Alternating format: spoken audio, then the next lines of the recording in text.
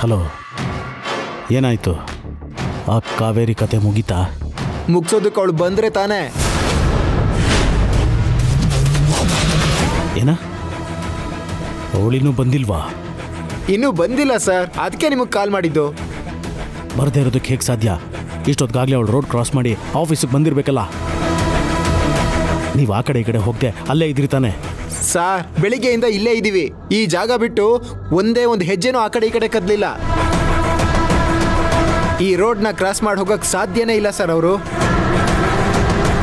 Mostly ಬೇರೆ ರೋಡಿಂದ ಏನಾದರೂ ಹೋಗಿದ್ದಾರಾ ಸರ್? ಇನ್ನೊಂದು ರೋಡಿಂದ ಆಫೀಸಿಗೆ ಬರೋಕ್ಕೆ ಸಾಧ್ಯನೇ ಇಲ್ಲ. ಚೆನ್ನಾಗಿರೋದು ಅಂದರೆ ಅದೊಂದೇ ರೋಡ್ ಮಾತ್ರ. ಇನ್ನೊಂದು ರೋಡು ಹಳ್ಳಿ ರೋಡು, ಸಣ್ಣ ರಸ್ತೆ. ಅದು ಅಲ್ಲದೆ ಹಳ್ಳ ಕೊಳ್ಳ ತುಂಬಿರೋ ರಸ್ತೆ. ಅದರಲ್ಲಿ ಹೋಗೋದಕ್ಕೆ ಯಾರೂ ಇಷ್ಟಪಡೋದಿಲ್ಲ. ಹಾಗೆ ಡೈಲಿ ನೀವು ಕಾಯ್ತಾ ಇರೋ ರಸ್ತೆಲೇ ನಾವು ಓಡಾಡೋದು. ಇಷ್ಟೊತ್ತಾದರೂ ಇನ್ನೂ ಆ ಕಾವೇರಿ ಬಂದಿಲ್ಲ ಅಂದರೆ ಮೋಸ್ಟ್ಲಿ ಮನೆಯಿಂದ ಲೇಟಾಗಿ ಹೊರಟಿರ್ಬೋದು. ನೋಡಿ, ನೀವು ಅಲ್ಲೇ ಕಾಯ್ತಾ ಇರಿ. ಯಾವುದೇ ಕ್ಷಣದಲ್ಲಿ ಅವಳು ಬರ್ಬೋದು.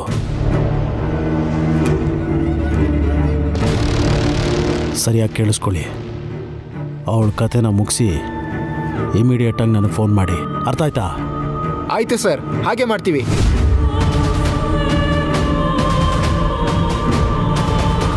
ಕಾವೇರಿ ಇಷ್ಟೊತ್ತಾದರೂ ಯಾಕೆ ಬಂದಿಲ್ಲ? ಮನೇಲಿ ಏನಾಗಿರ್ಬೋದು? ಫೋನ್ ಮಾಡಿ ಕೇಳಿದ್ರೆ ಬೇಡ. ಯಾವತ್ತೂ ಫೋನ್ ಮಾಡಿ ಕೇಳದೇ ಇದ್ದವನು ಇವತ್ತು ಫೋನ್ ಮಾಡಿ ಕೇಳಿದ್ರೆ ಆಮೇಲೆ ನನ್ನ ಮೇಲೆ ಅನುಮಾನ ಬರುತ್ತೆ. ಆ ಕಾವೇರಿ ಬೇಗ ಬಂದ್ರೇನೋ ಬಿಟ್ರೇನೋ ಸಾವು ಅವಳಿಗೋಸ್ಕರ ಕಾಯ್ತಾ ಇದೆ. ಲೇಟ್ ಕಾವೇರಿ ಅಂತ ಅವಳ ಹೆಸರನ್ನು ಬದಲಾಯಿಸೋದಕ್ಕೆ.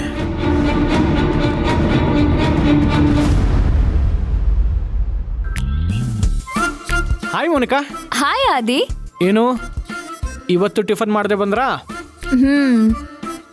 ಹೌದು, ಇವತ್ತು ಯಾರಿಗೆ ಸಹಾಯ ಮಾಡಕ್ ರಾತ್ರಿ ಪೂರ್ತಿ ನಿದ್ದೆಗೆಟ್ರಿ? ಪ್ರತಿದಿನ ಒಬ್ಬೊಬ್ರಿಗೆ ಸಹಾಯ ಮಾಡಕ್ಕಂತ ನಿದ್ದೆಗೆಟ್ರೆ ನಾಳೆ ನನ್ನನ್ನು ಹೊತ್ಕೊಂಡು ಹೋಗಕ್ಕೆ 4 ಜನಕ್ಕೆ ಸಹಾಯ ಕೇಳ್ಬೇಕಾಗತ್ತೆ.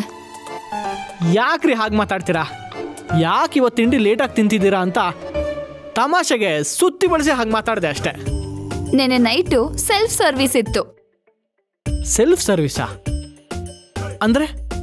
ಮಾರ್ಕೆಟಿಂಗ್ ಡಿಸೈನಿಂಗ್ ಸಂಬಂಧಪಟ್ಟಂಗೆ ಕೆಲವೊಂದು ಕೆಲಸಗಳಿತ್ತು. ಅದನ್ನ ಇವತ್ತು ಕಾವೇರಿ ಮೇಡಮ್ಗೆ ತೋರಿಸ್ಬೇಕಾಗಿತ್ತು. ಹಾಗಾಗಿ ನೈಟ್ ಫುಲ್ ಕೆಲಸ ಇತ್ತು. ಅದರಿಂದ ಬೆಳಗ್ಗೆ ಲೇಟಾಗಿ ಎದ್ದು ತಿಂಡಿ ತಿನ್ನೋಕ್ಕಾಗದೆ ಬಾಕ್ಸ್ ತಗೊಂಡು ಬಂದೆ. ಓ ಓಕೆ, ಇವಾಗ ಒಂದು ಕೆಲಸ ಮಾಡೋಣ. ಏನು? ನಮ್ಮ ತಿಂಡಿ ಬಾಕ್ಸ್ನ ಎಕ್ಸ್ಚೇಂಜ್ ಮಾಡ್ಕೊಳ್ಳೋಣ. ನೀವು ಮಾಡಿರೋ ತಿಂಡಿನ ನಾನು ತಿಂತೀನಿ. ನಮ್ಮ ಮನೇಲಿ ಸ್ಪೆಷಲ್ಲಾಗಿ ಮಾಡಿರೋ ತಿಂಡಿನ ನನ್ನ ಲೈಫಲ್ಲಿ ಸ್ಪೆಷಲ್ಲಾಗಿ ಬಂದಿರೋ ನೀವು ತಿನ್ನಿ.